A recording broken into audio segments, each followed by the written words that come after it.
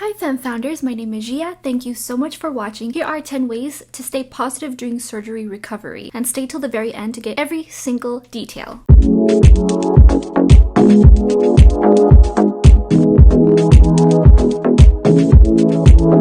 Sorry the lighting is kind of funny. The sun is not as out. For ideas to keep your mind off the pain and or discomfort, stay to the very end. Don't forget to subscribe now for more self-image, self-growth, and self-care. First things first, smile and laugh at all the little things. If you're being grumpy, it's gonna take really long for you to heal, and I mean mentally and physically, because it's clinically proven that if you have a bad mood, it takes longer to heal. There was a study where two groups of people convalescing in different rooms, so they were healing, and one had a view of a brick wall and then one had a view of nature and all its bounty. The people that had the view of the nature healed much faster. It's important to just celebrate all the little things, all the little wins, all the little celebrations, all the positive things that are happening in your life. If you have some food and you spill it, just like laugh it off, clean it right away. Don't be like, oh, I can't believe I knew this was gonna happen. Smile and be in a state of positivity just all around. Just force yourself. It will rub off on all the people around you. Turn your habits into a more positive outlook on life just in general. Get into the habit and you will naturally get into that mindset. Number 2 is to be patient and kind to those around you. You're going to need a ton of help when it comes to healing. I had to have all the help I could get, and I literally had help from 2 people. I couldn't reach, I couldn't turn,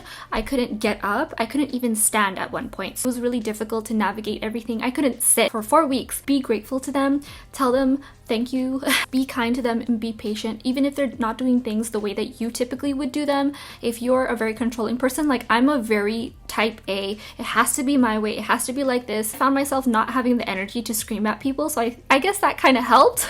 When I saw how people were noticing that I was being a little more patient, they reacted positively and they treated me better. If you're prioritizing your care, make sure that you care for other people too. Be positive to those around you, because it's a general energy that you're putting off, and you might be setting the energy in the room and the tone for the rest of the day. Number 3 is feel the pain and scream and cry if you need to. So there were a couple times I just cried from the pain, just purely because it hurts, and I never cried from surgery before. I never cried from extreme pain. I just practiced Lamaze and breathe in and out and focus on my breath. I blacked out from pain, and then I woke up crying in pain. I just remember waking up on the floor and crying.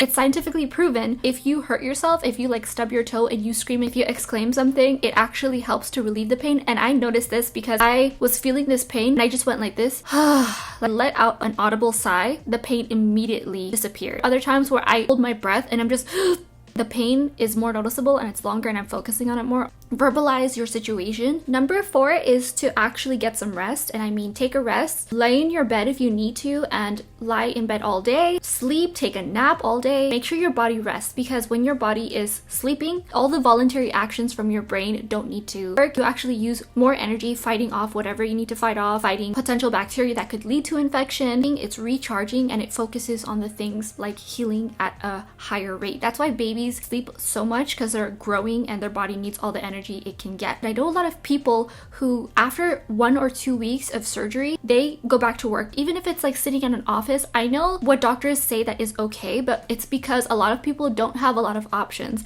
And I'm really lucky that I have several businesses that I work from my home office. I took a lot of time to really heal and take it easy. I cut my hours shorter when I did go back to work, and I'm literally just sitting at the computer all day, but my brain was getting really tired because I was doing a lot of work. Your brain does take a lot of energy even if you're not manually or physically moving around. It's also a lot of energy to deal with people. Another thing is, if you can, get up and brush your teeth and take a shower, clean yourself, take care of your hair, brush your hair, take care of your skin, like wash your face. If you do wear makeup, put on makeup, like some sort of pop of color that makes you feel positive. Don't neglect your looks and your image, because when you see yourself with like messy hair and unshowered, you're gonna feel very down. It's really simple. Just do it. Put some lotion on, massage yourself, take care of yourself. If you don't keep up like your daily hygiene the way you normally do, you can get sick. And not only that, you'll just feel really utterly grimy, which will put you in a negative state, a negative mood. If you have incisions, you want to clean around those areas. You feel like a new person when you do clean yourself. Number 6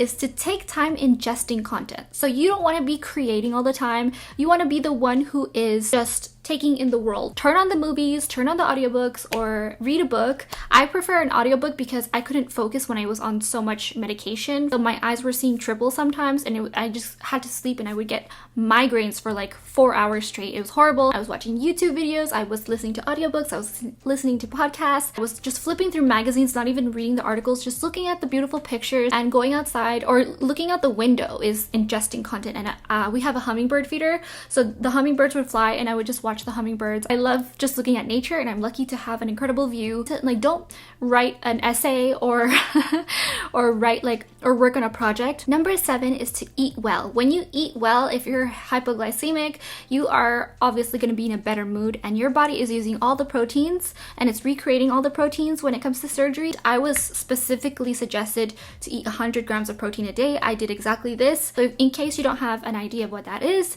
one chicken breast is 20 grams of protein. So imagine 5 of those, but instead of just eating a bunch of chicken breasts every single day with like chicken and rice, break them down into small meals, whatever proteins that you like to eat. Google on the internet different kinds of proteins to keep things interesting. Also, you can make the meals small, frequent throughout the day, and don't forget about protein shakes and smoothies. Number 8, surgery can be very, very lonely when you're healing, and sometimes if you're bedridden or you can't even move or get up, everybody else is living their life around you and you feel kind of left out. So stay connected with friends. Make sure to text, FaceTime, and call friends. Be surrounded with other people's love by communicating with them regularly and contacting all the people that you're normally close with, and say hello to your family, and be sure to just converse with others when you can, because it's lovely, it's worth it, and you are not in this world totally alone. Number 9, if this is possible for you in your surgery recovery journey, dress up when you can. You will feel like a new person. You will see an image of yourself that is not sickly. Look good, and you feel like you look good, you feel good about yourself. You want to take on the world. You know, when you're dressed up, the expression all dressed up and nowhere to go, you have somewhere to be, and that somewhere to be is at home healing, and you can still dress up for yourself. I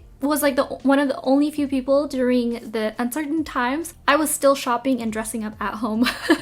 So I really do dress for myself. When I know a lot of people, they say, oh, I dress for myself, but then like loungewear was a huge thing. Anyway, number 10, the final thing, if you are like on the edge of like the end of your recovery or in the middle, and your brain is starting to work normally again, and you don't feel like you need too many pain meds, and put yourself into light work and add a little by little every day to see what your max is. Throw yourself into work. Start a little project here and there, whatever. It doesn't have to necessarily be work. Like if you work at a 9-to-5 office, it can be a project you're working on. It can be a journal that you're writing in. You know, if you write short stories, filming and editing videos for Instagram or TikTok or YouTube even, or writing a blog post, or just like for your Facebook, or if you have a blog or a website, whatever it is. Do something creative at home, or throw yourself into work that it could also mean organizing your kitchen or your bathroom or your closet. It's the time to keep busy. So if you still have time off and you're healing and you feel like you're mostly healed, you can get busy with little projects. Here are the things I did to stay positive and get through my surgery recovery. So first and foremost, I was studying a bunch of image consulting and doing all these color theory things, and it's really fun. It's really hard. It's a lot of work, and it's a lot of eye training. The second thing is I created a bunch of YouTube videos for you guys.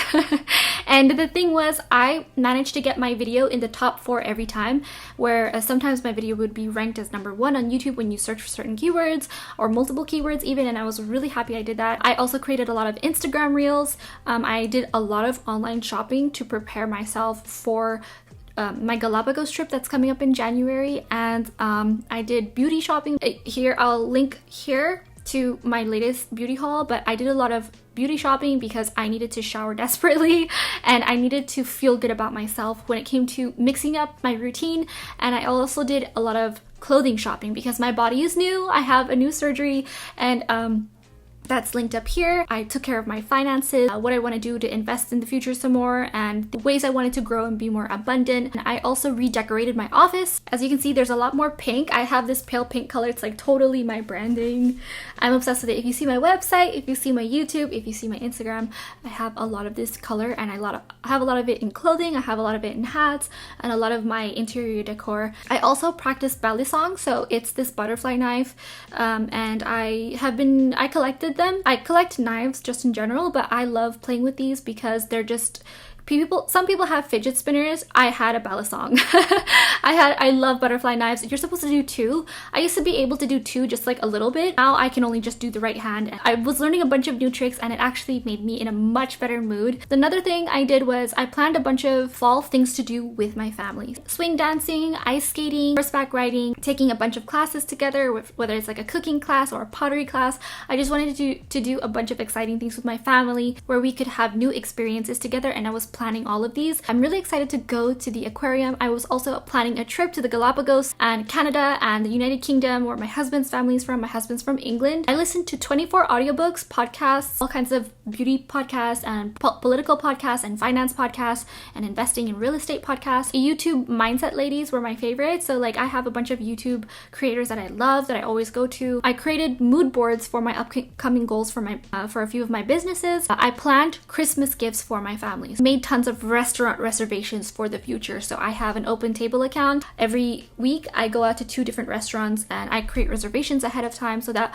I show up, they treat me like a queen, and my life is easier when it comes to not having to plan, oh, what are we gonna do today? It's like I always have something to look forward to. I did tons of body and beauty routines, as you see in my playlist, and I tried new things that I never would have done before. A butt facial, a mask for your chest area. I dyed my hair like 3-4 different times, but I also planned a ton of outfits for fall. I hope you recover from surgery very quickly, smoothly, and I hope that you can expedite the process by staying positive. Thank you so much for watching, and let me know if you have any questions on how to stay positive and how to get rid of the anxiety. Also, don't forget that Google is your friend. Google all the ways to stay positive. Go on Pinterest, look at ways to stay positive. It's a wonderful world in your home because you're getting better from a surgery. Hope you have a wonderful day. I'll see you later.